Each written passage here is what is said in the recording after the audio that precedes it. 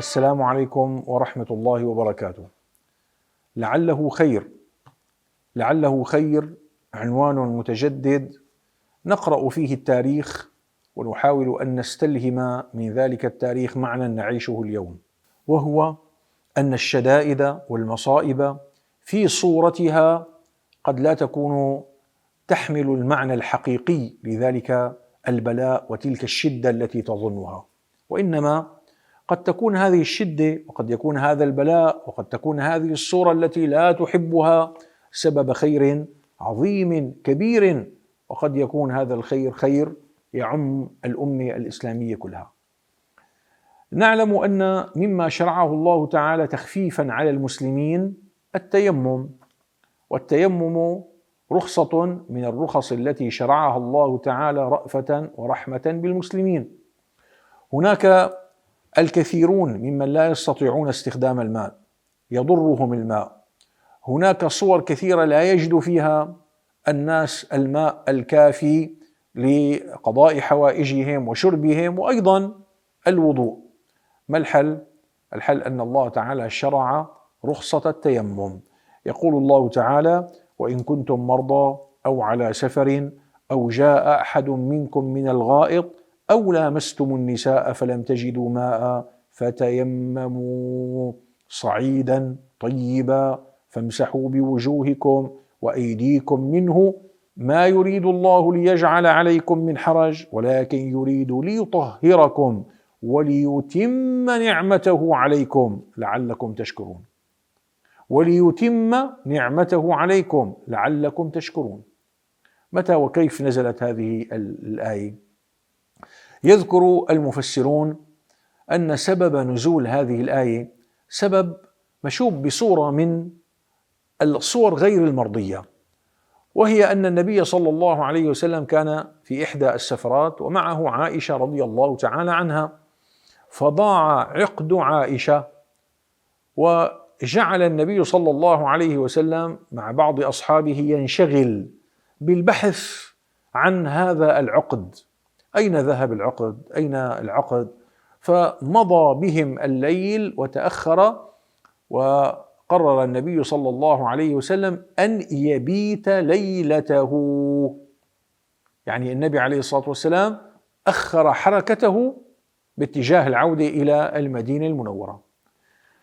مجتمع الصحابة مجتمع إنساني، صار الناس يقولون: انظروا كيف أن عائشة أضاعت العقد وشغلتنا هذه الليلة وأخرت عودتنا، ولا حول ولا قوة إلا بالله، وتأخرت عودتنا إلى بيوتنا. وجعل الناس يتكلمون بكلام، هذا الكلام أحزن أبا بكر رضي الله تعالى عنه، فجاء أبو بكر إلى السيدة عائشة رضي الله تعالى عنها إلى ابنته، والنبي صلى الله عليه وسلم نائم على فخذها، وجعل يقول لها: أهكذا فعلت؟ أنظرت؟ أرأيت كيف أنك أخرت رسول الله؟ أخرت الناس؟ هل تسمعين كلام الناس؟ هل يعجبك هذا الكلام؟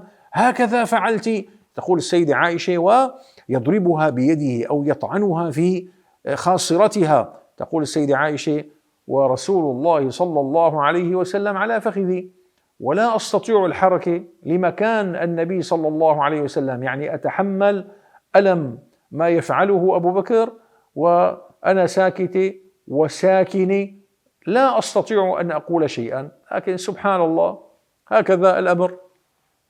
أبو بكر يشعر بالخجل، أو كما نقول يعني هيك وشه أسود من هالناس، كل ما حدا رآه كأنه يقول له: انظر بسبب ابنتك تأخرنا ونحن على ما نحن فيه الآن. الأكثر من ذلك، استيقظ رسول الله صلى الله عليه وسلم، أصبح رسول الله صلى الله عليه وسلم بسبب التأخر في هذه الليلة وقد استهلك الناس كل الماء، ماء ما فيه. طبعا الآن أصبحت المصيبة مصيبتين: تأخر الصحابة ليلة كاملة، ثم جاءتهم مصيبة أخرى لا يوجد ماء. طيب النبي صلى الله عليه وسلم يريد أن يتوضأ، الصحابة رضي الله تعالى عنهم يريدون أن يتوضأوا والماء لا يكفيهم إلا للشرب، ما الحل؟ ما العمل؟ فأنزل الله تعالى على نبيه صلى الله عليه وسلم قوله: فتيمموا صعيدا طيبا. نزلت آية التيمم، جاءت هذه الرخصة التي كانت فرجا وخيرا للأمة كلها، ولذلك قال الله تعالى في آخر هذه الآية: ما يريد الله ليجعل عليكم من حرج ولكن يريد ليطهركم وليتم نعمته عليكم لعلكم تشكرون. إذن هذا الموقف الصعب على أبي بكر الذي كان يشعر فيه بالحرج ويشعر فيه بالخجل، هذا الموقف الصعب على السيدة عائشة رضي الله تعالى عنها، جعل الله تعالى من ورائه ذلك الخير في ذلك التشريع. بعد أن كان الناس يأتون إلى أبي بكر الصديق كما تقول الرواية فيقولون: ألا ترى ما صنعت عائشة؟ أقامت برسول الله صلى الله عليه وسلم وبالناس وليسوا على ماء ولا معهم ماء. يعني يزعجون أبا بكر الصديق، يزعجون أبا بكر الصديق رضي الله تعالى عنه بالكلام. انظروا كيف تبدل الحال. جاء أسيد ابن حضير رضي الله تعالى عنه إلى أبي بكر الصديق رضي الله تعالى عنه وقال: ما هي بأول بركتكم يا آل أبي بكر؟ والله نحن عايشين على بركاتكم، ولطالما كانت بركتكم على الأمة الإسلامية عظيمة. وهذا الموقف كتر خيركم اللي أخرتوا النبي عليه الصلاة والسلام، كتر خير عائشة رضي الله تعالى عنها أن كان منها هذا من أجل أن يكون هذا الخير للأمة. ماذا قال أسيد؟ ما هي بأول بركتكم يا آل أبي بكر؟ شو نحن مجربينكم متعودين على خيركم. تقول السيدة عائشة رضي الله تعالى عنها: فلما انقضى كل هذا وأردنا أن نمضي، تقول: فبعثنا البعير الذي كنا عليه فإذا العقد تحته.